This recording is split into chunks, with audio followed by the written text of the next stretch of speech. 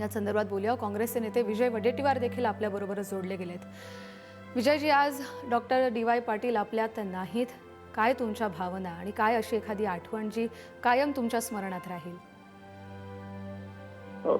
DY. Patil साहेब, doctor DY. Patil हे केवळ भारतीय राष्ट्रीय पक्षाचे कार्यकर्ते नाही तर शैक्षणिक क्षेत्रामध्ये त्यांची जे कार्य आहे, त्यांनी केलेलं काम आहे, लाखो विद्यार्थ्यांचं भविष्य घडवण्याचं काम डी.वाय. पाटील साहेबांनी केलंय।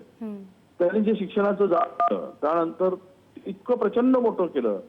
एक भारतीय विद्यापीठ असेल आणि डी.वाय. पाटील विद्यापीठ आहे, त्यांना डॉक्टरेट त्यामुळे मिळालं आणि त्यानंतर शैक्षणिक क्षेत्राबरोबर राजकारणी म्हणूनही सुद्धा किंवा सामाजिक क्षेत्रात काम, क्रीडा क्षेत्रात काम, प्रचंड मोठं काम त्यांनी केलेलं। आणि राज्यपाल म्हणून बिहारचे राज्यपाल होते, ते त्रिपुराचे राज्यपाल काही काळ राहिले, सुरुवातीला ते पश्चिम बंगालचे काही काळ राज्यपाल राहिले। अशा विविध पदावर काम करत असताना त्यांनी सातत्याने जमिनीशी जोडलेला नेता म्हणून स्वतःची ओळख त्यांनी निर्माण केली। एक शिक्षक ते शिक्षण सम्राटापर्यंत त्याची पदवी मिळाली।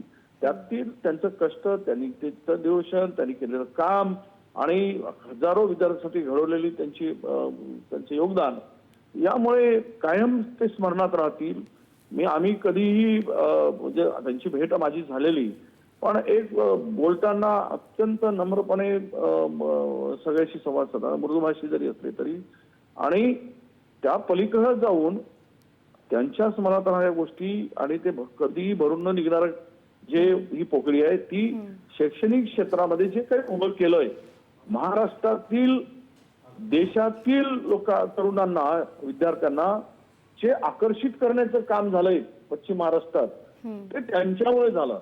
देशामध्ये उत्तम शैक्षणिक संस्था कशा असाव्यात आणि उत्तम शिक्षण कसं मिळावं हे त्यांनी दिलेला एक मार्गदर्शन होतं किंवा त्यांनी घडवलेलं एक पद होतं असं म्हणायला हरकत नाही।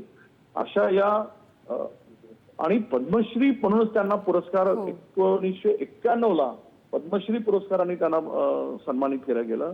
अशा नेत्यांच्या निधनाने प्रचंड पोकळी ही निर्माण झालेली आहे। मी विधिमंडळाचा काँग्रेस पक्षाचा नेता म्हणून आमच्या शोकसंवेदना आहेत, पण एक अशा नेत्याला महाराष्ट्राने हरवलंय की जो सातत्याने समर्पितपणे विद्यार्थी घडवण्याचं काम करणाऱ्या नेत्यांना आम्ही गमावलंय। धन्यवाद विजयजी, तुम्ही तुमच्या भावना पुढारी न्यूज पाशी मांडल्या त्यासाठी।